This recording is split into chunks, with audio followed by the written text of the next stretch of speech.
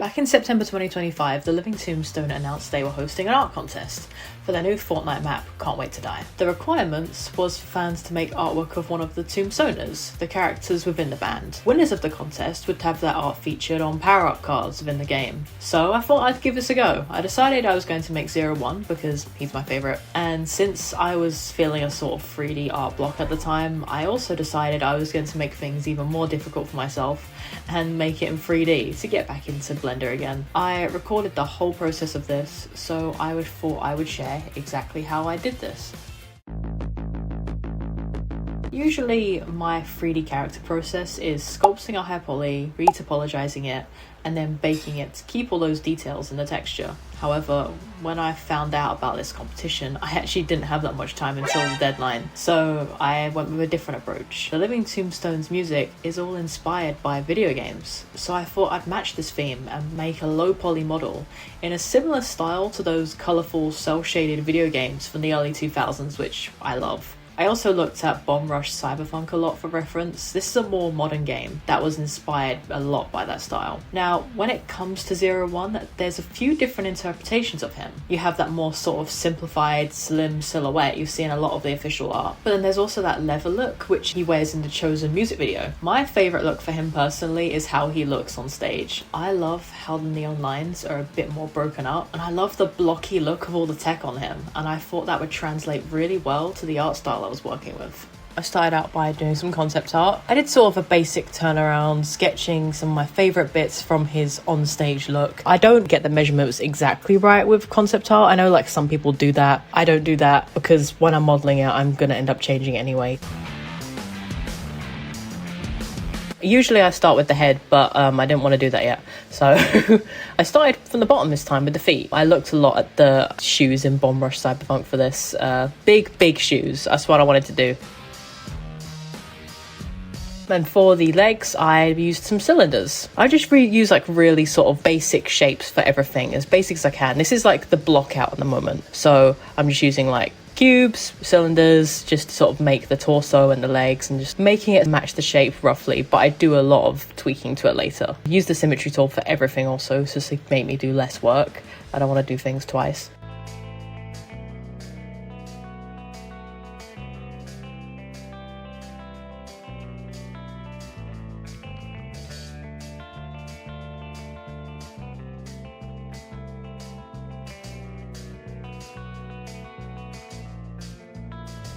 And then for the arms, again, just cylinders. Same as the legs, cylinders, add a couple loop cuts and sort of adjust it a bit to match my reference. Everything's just separate parts and I connect them later.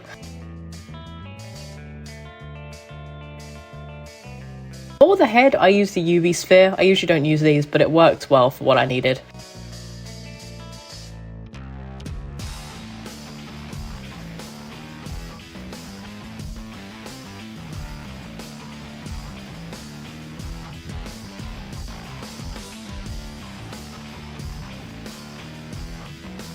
For the hair, I used a plane. At the moment, it's just getting that silhouette in and not really like focusing too much on the details yet.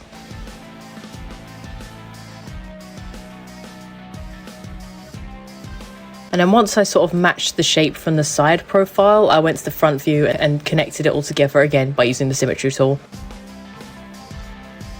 And yeah, this is the block out for the character. And now is when I start really adjusting it to try and making it look more polished. I did actually find a website that actually had the model for Red from Bomb Rush Cyberpunk. I really wanted to do the thing they do where they've got like the baggy trousers. My favourite character design is big shoes, baggy trousers, and then like big gloves. I didn't know how to do that in like a low poly look, so I looked at this reference. It's actually really simple. You see they've got these like pyramid shapes coming out of the trousers. I don't know how to describe it. Pyramids? I don't know, just not triangles because it's 3D. I assume they sort of extruded the faces out, merged the vertices together, and you've got these sharp points. And because it's such a low poly model and you see it from a distance, it kind of creates that illusion of it looking like there's folds in the clothes, and it works. So I was like, yeah, I'll do that too. Before doing that, I realised I need to do the knee pads first. So the knee pads and the shoes, because I wanted to think about how the folds are going to go like around the boots. Yeah, I didn't want to add a whole bunch of details to the legs and then add the boots, and I'm like, oh, I don't need these parts of the legs, and I've wasted my time.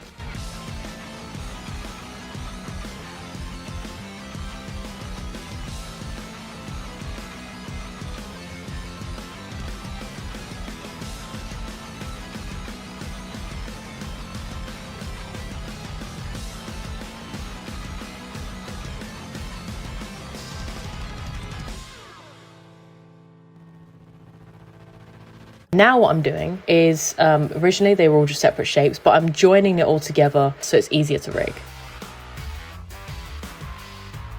So the way I made his like vest thing is I did it the same way as retopologize things, where I added a plane. I used the snap tool so it sticks to the shape of the torso, so it follows around it exactly. Made it match the shape I want, used the symmetry tool.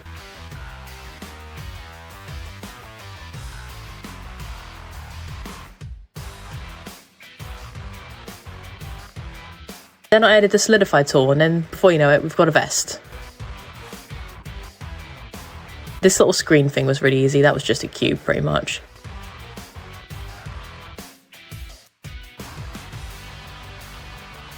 Now what I'm doing is what I said earlier. I'm connecting the legs to the torso. So the body is just all one mesh. This is just a really like fiddly part of just like connecting all the verts together and stuff and making it all neat and tidy.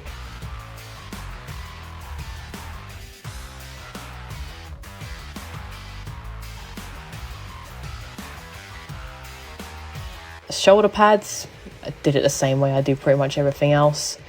You know, just kind of use the plane to make the shape that I want, and then use the solidify tool to make it a solid object. You might notice I didn't show how I did the hands. That's because they look like crap and I hated them. I hate doing hands. I cannot stand doing hands. Same with 2D and 3D. I hate drawing hands. I hate modeling hands. I did like a basic block out of a hand, so I had an idea of what I wanted it to look like, but it didn't look good. So I actually watched a tutorial on how to make low poly hands, and I followed that and I used that to make the hands that you can see me making now. I can link it in the description if anyone's interested in making some low poly hands.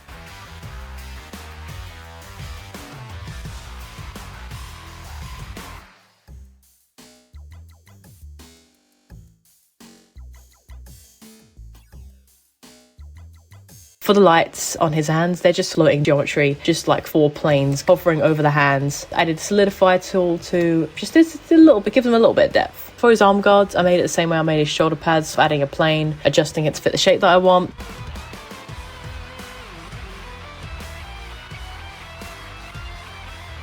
The difference with this, I added some like straps to go around his arms. I didn't add any straps for the shoulder pads because it just sort of didn't work. Yeah, this is what I said earlier, connecting the neck together to the torso. You might notice he's got this little fold in his collar, so I wanted to make that as well to just really sell that look of like the baggy clothing.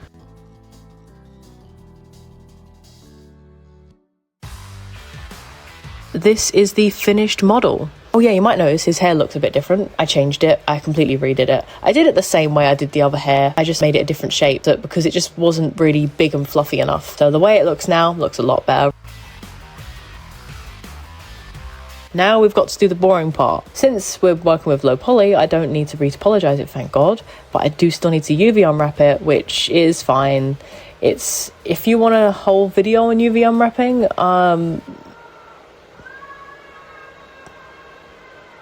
okay, I could make a whole video on UV unwrapping itself, to be honest, but I'm not going to do that today because this video was meant to come out in September and it's now August of the next year.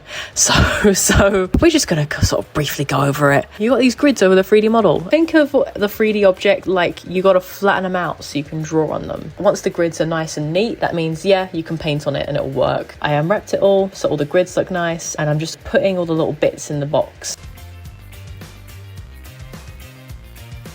I got 2 separate materials. I've got the material for like the body parts, and I've got a separate material for all the accessories, and that one is quite cluttered because it's just a lot of little bits.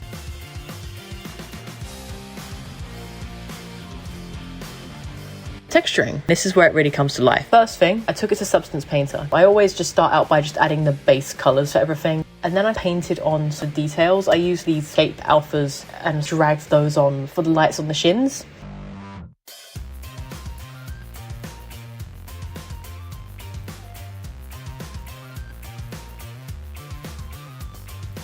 For the line art on the character, I am going to use a shader in Unreal Engine to have the lines on the outside. However, that doesn't do the lines on the texture on the inside. So I do manually draw on some line art or interior detail on the model. And what I also do is sometimes I paint shadows under the line art, and it just gives it a bit more extra depth and it just looks really nice. Halfway through this, I came to a realization. How am I going to paint all those glowing lights? What I actually did is I looked at videos of how people paint like Warhammer figures and stuff, and looked at how they paint glow effects on like spells and stuff. So I started out by making these all white, and then I used a soft brush to sort of color it in orange. So it's not all orange, it's kind of like there's some gaps in it. What really sells the glow effect is thinking about where the glow would show on the other part of the character. So I painted a very faint orange on the bit of the shoe that glow would be touching, and then I blurred those lines, and then it was like magic. I was like, oh my god. I mean, obviously on an actual physical figure they wouldn't be able to use a blur tool, but I have that extra benefit of being able to do that because I'm using a computer. So I also painted in some like shadows into the light, just some like darker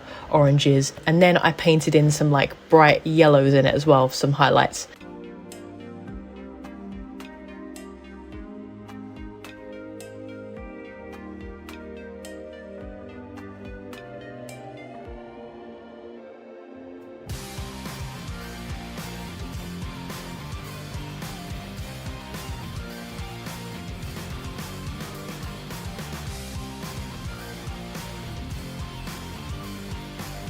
I also added some line art on the creases, and this is where I really caked on those shadows to sort of match in that depth.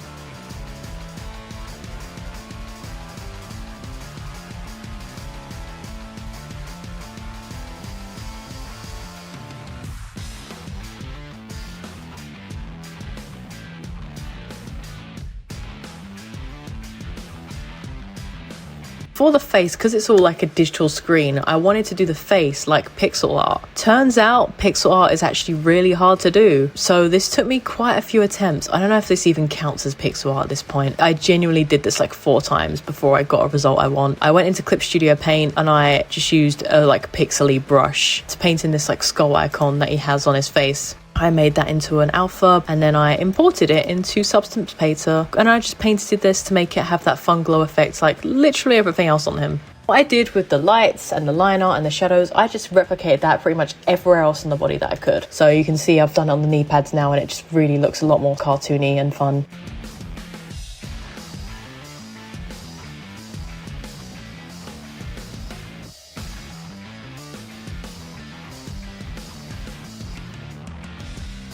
For the symbol on his body, I simplified that a lot more from what my original concept was. And next was to paint the hair. Because this is on his head and it's the biggest glowing thing, I put a lot more colour variation into this than I did on the rest of the body.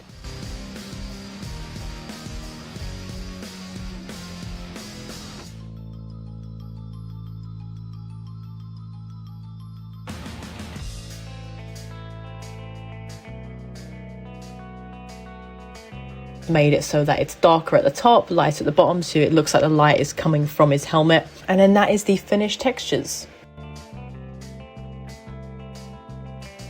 Now we're on to rigging. What I usually do is I add the basic Blender armature, and then I adjust it to match my character.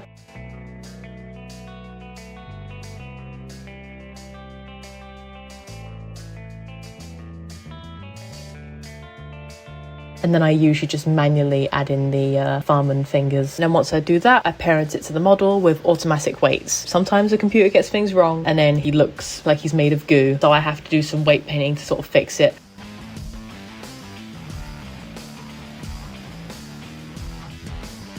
And then you can see I'm testing out, moving his body around to make sure everything else works, and it does, so that's good. Then I posed him. So I really like the song Animal, so I wanted it to be very similar to the like Animal visualizer where he's falling through the void. So I posed him into like a falling position.